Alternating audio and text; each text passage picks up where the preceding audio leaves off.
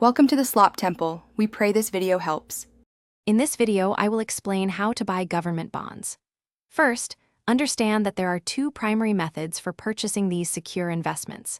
We'll explore the different types of bonds, like treasury bills, notes, and bonds, and discuss their unique characteristics. You'll also learn about the key advantages of adding government bonds to your portfolio, such as their low risk and potential for steady income. Let's get started on how you can invest in these reliable securities. One straightforward way to buy government bonds is through Treasury Direct. This is the official US Treasury website where you can open an account and purchase securities directly from the government. You can buy a range of products, including treasury bills, notes, bonds, and even savings bonds.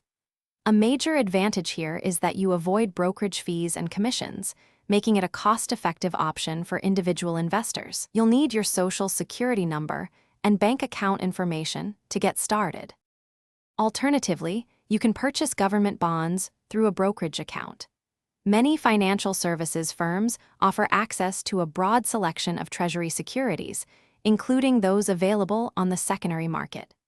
This can provide more flexibility in terms of maturity dates and specific yields.